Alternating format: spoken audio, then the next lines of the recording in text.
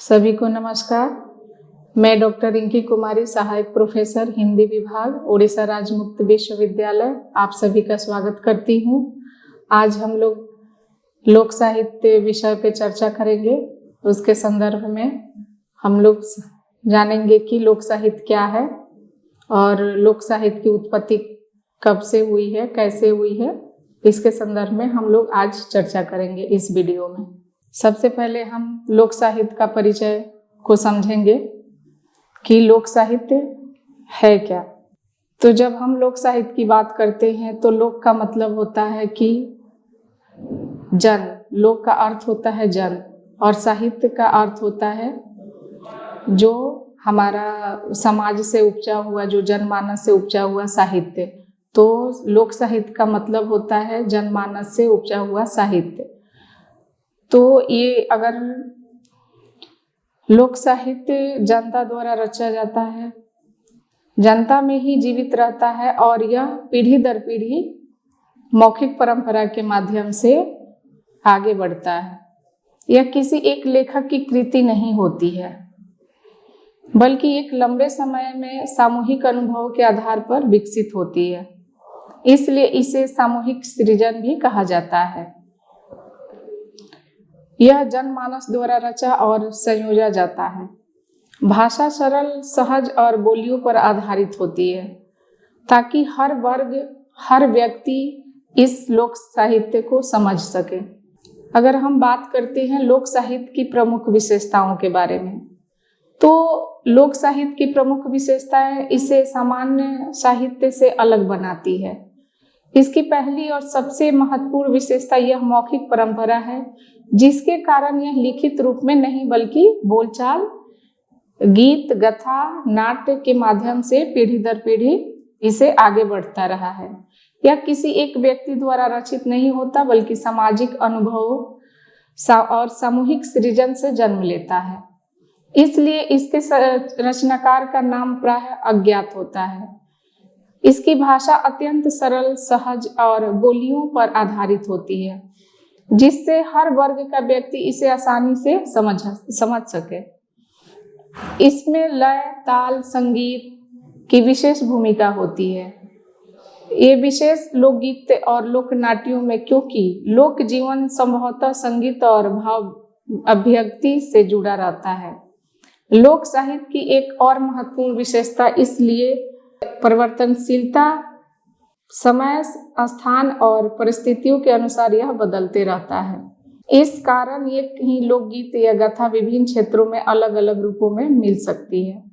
अगर हम लोक साहित्य में लोक जीवन का चित्रण करते हैं, जिसमें कृषि, मौसम, पर्व, त्योहार, संस्कार, प्रेम, विरह, सुख, दुख, रीति रिवाज, सामाजिक मान्यता तक सब कुछ समाहित होती है। इसके साथ ही यह मनोरंजन के साथ नैतिक संदेश भी देता है, क्योंकि कहावतें, लोक कथा, लोक गाथा, लोकगीत, लोक नाट्य जीवन की शिक्षाएं में निहित रहती है। सबसे बढ़कर लोक साहित्य किसी समाज, किसी संस्कृति, इतिहास और परंपराओं का संरक्षण करता है तथा सामूहिक भाईचारा और सामाजिक एकता को मजबूती से बनाने में महत्वपूर्ण भूमिका निभाता है। इस प्रकार लोक साहित्य एक जीवंत, परिवर्तनशील और सांस्कृतिक रूप से समृद्ध परंपरा है, जो समाज के वास्तविक जीवन अनुभव को प्रतिबिंब प्रस्तुत करती है। आज के आधुनिक और तकनीकी युग में भी लोक साहित्य का महत्व बहुत गहरा और जीवंत बना हुआ है। भले ही समाज पहले से अधिक शहरी, डिजिटल और वैश्विक हो गया हो, लेकिन लोक साहित्य अपनी सांस्कृतिक जड़ों से हमें जोड़ने का कार्य करती है। लोक साहित्य एक समाज की परंपरा, मान्यता, इतिहास और सांस्कृतिक मूल्यों का जीवंत दस्तावेज है। इसलिए यह हमारी पहचान को सुरक्षित रखने में मूल भूमिका निभाता है। मीडिया, सिनेमा, विज्ञापन, टेलीविजन और आधुनिक संगीत में लोक गीतों और लोक गाथाओं का व्यापक उपयोग हो रहा है, जिससे यह युवा में भी लोकप्रिय बना हुआ है। आज जब हम बात करते हैं लोकगीत, लोक नाट्य, सांस्कृतिक कार्यक्रम में स्कूल, विश्वविद्यालय और अंतर्राष्ट्रीय मंचों पर प्रस्तुत किए जाते हैं, जो सांस्कृतिक आदान प्रदान और वैश्विक पहचान को मजबूत करते हैं। अगर हम देखें कि पर्यटन उद्योग में भी लोक कला, लोक साहित्य का बड़ा योगदान है। कई प्रदेश अपनी लोक संस्कृति के आधार पर पर्यटकों को आकर्षित करते हैं। आज लोक नृत्य, लोकगीत और लोक नाट्य सांस्कृतिक कार्यक्रमों स्कूल, विश्वविद्यालय और अंतर्राष्ट्रीय मंचों पर प्रस्तुत किए जाते हैं, जो सांस्कृतिक आदान प्रदान और वैश्विक पहचान को मजबूत करते हैं। पर्यटन उद्योग में लोक कला, लोक साहित्य का बड़ा योगदान है। इसके अलावा लोक साहित्य सामाजिक सद्भाव और सामुदायिक एकता को बढ़ावा देता है, क्योंकि लोक गीत, त्योहार और लोक पर्व लोगों को साथ लाने का माध्यम बनता है। इससे निहित कहावतें, मुहावरे और कथाएं आज के जीवन में भी मार्गदर्शन देती है और नैतिक मूल्यों को मजबूत करती है। इस प्रकार लोक साहित्य आज भी सामाजिक, सांस्कृतिक और कलात्मक दृष्टि से अत्यंत महत्वपूर्ण है और आज हमारी सांस्कृतिक जड़ों तथा आधुनिक जीवन के बीच सेतु का कार्य करता है। जब हम बात करते हैं कि लोक संस्कृति का दस्तावेज, तो लोक साहित्य को अक्सर लोक संस्कृति का जीवंत दस्तावेज कहा जाता है, क्योंकि इसमें किसी समाज के जीवन, विश्वास, परंपरा, रीति रिवाज, भाषा, कला, संगीत, नृत्य और सामूहिक अनुभवों का संपूर्ण चित्रण मिलता है। लोक संस्कृति केवल वस्त्र, भोजन या उत्सव तक सीमित नहीं होती है, बल्कि इसमें लोगों के सोचने समझने का तरीका, उसकी भावनाएं, जीवन दर्शन, संघर्ष, खुशियां, लोक ज्ञान और सामाजिक व्यवहार का तरीका उनकी शामिल होते हैं। यह सब कुछ लोक साहित्य के माध्यम से पीढ़ियों से सुरक्षित रहता आया है। लोक गीतों, कहावतें और लोक कथाओं, पहेलियों और लोक नाट्य में उस समय के समाज की स्थिति तथा लोगों की मानसिकता का स्पष्ट प्रतिबिंब दिखाई देता है। लोक साहित्य परंपरा को संयोजकर उन्हें नई पीढ़ी तक पहुंचाने का कार्य करता है, जिससे सांस्कृतिक निरंतर बनी रहती है। अगर हम बात करें मौखिक परंपरा में संरक्षित सामूहिक विरासत को, कि किस प्रकार हम मौखिक तौर पे लोक साहित्य को संरक्षित कर सकते हैं, तो मौखिक परंपरा में संरक्षित सामूहिक विरासत किसी भी समाज की सांस्कृतिक पहचान का मूल स्रोत होता है, क्योंकि इसके माध्यम से पीढ़ियों से चली आ रही कथाएं, लोकगीत, कहावतें, मुहावरे, लोक कथाएं और पारंपरिक ज्ञान बिना लिखित रूप से एक पीढ़ी से दूसरी पीढ़ी तक पहुंचते रहते हैं। यह विरासत किसी एक व्यक्ति की देन नहीं होती है, बल्कि समाज के सामूहिक अनुभव, संघर्ष, भावनाओं और ज्ञान का परिणाम होती है। इससे सामूहिक विरासत कहा जाता है। मौखिक परंपरा की विशेषता यह है कि यह निरंतर जीवित रहती है, समय और परिस्थितियों के अनुसार बदलती और रूपांतरित होती और अपनी धारा में नई चीजों को सम्मिलित करती जाती है। यही परिवर्तनशील इसे सदैव प्रासंगिक बनाए रखती है।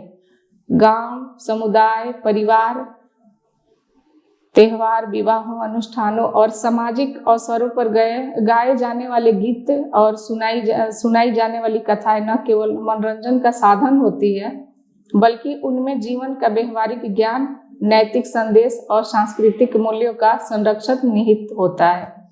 इस प्रकार हम मौखिक परंपरा को संरक्षित सामूहिक विरासत के रूप में रख सकते हैं और पीढ़ी दर पीढ़ी यह संयोजित होते आया है। जब बात हम करते हैं सांस्कृतिक विरासत का संरक्षण किसी भी समाज के अस्तित्व और पहचान के लिए अत्यंत आवश्यक है, क्योंकि विरासत में केवल भवन, कलाकृतियां या ऐतिहासिक धरोहरें ही शामिल नहीं होती, बल्कि भाषा, साहित्य, लोक कला, परंपराएं, उत्सव, रीति रिवाज, लोकगीत, लोक कथाएं और जीवन शैली भी सम्मिलित होती है।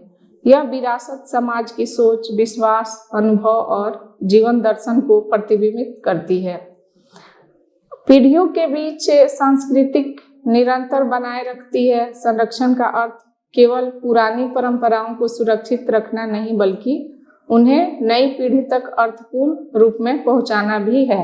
ताकि वे सांस्कृतिक के मूल्यों को समझ सके और उनसे जुड़ सके। अगर हम लोक साहित्य की बात करते हैं तो साहित्य में हम ये देखते हैं कि विश्वविद्यालय, संग्रहालय, सांस्कृतिक कार्यक्रम में शोध कार्यों और डिजिटल अभिलेखों के माध्यम से यह विरासत को आधुनिक रूप में संरक्षित किया जाता है। इस प्रकार लोक साहित्य और लोक कला का संरक्षण हमारे सांस्कृतिक मूल्यों, नैतिक शिक्षाओं और सामाजिक एकता को मजबूत करता है। जब बात करते हैं सामुदायिक और एकजुटता की, तो सामुदायिकता और एकजुटता किसी भी समाज की स्थिरता, शक्ति और विकास के लिए अनिवार्य तत्व है, क्योंकि इसके माध्यम से लोग एक दूसरे से जुड़ते हैं, सहयोग करते हैं और सामूहिक रूप से समस्याओं का समाधान निकालते हैं। सामुदायिकता का अर्थ है समुदाय के लोगों में एक दूसरे के प्रति अपनापन, साझा भावना और परस्पर सहयोग की प्रवृत्ति होनी चाहिए, जबकि एकजुटता को एक लक्ष्य के लिए साथ खड़ा करती है। लोक संस्कृति, लोकगीत, पर्व त्योहार, सामूहिक नृत्य, लोकनाट्य और पारंपरिक आयोजन सामुदायिकता को मजबूत करने में महत्वपूर्ण भूमिका निभाते हैं, क्योंकि इन अवसरों पर लोग एक दूसरे के साथ आते हैं और अपनी भावनाओं, अनुभव और संस्कृति को साझा करते हैं। इससे समाज में विश्वास और भाईचारे की भावना बढ़ती है। सामुदायिकता सामाजिक संघर्षों को कम करती है और विभिन्न वर्गों के बीच सौहार्द, प्रेम स्थापित करती है, जबकि एकजुटता लोगों को सामाजिक, आर्थिक और सांस्कृतिक चुनौतियों का संयुक्त रूप से सामना करने की शक्ति देती है। आज के आधुनिक और व्यस्त जीवन में भी सामुदायिकता तथा एकजुटता का महत्व कम नहीं है, क्योंकि यह दो तत्व समान समाज को टूटने से बचाते हैं। इसलिए इस समाज में हमारे साहित्य में लोक साहित्य का भूमिका बहुत ही महत्वपूर्ण है। आप सभी को धन्यवाद। फिर हम नेक्स्ट वीडियो में लोक साहित्य के संदर्भ में और सारी सूचनाएं लेकर आएंगे और उस पर चर्चा करेंगे। सभी को फिर से धन्यवाद।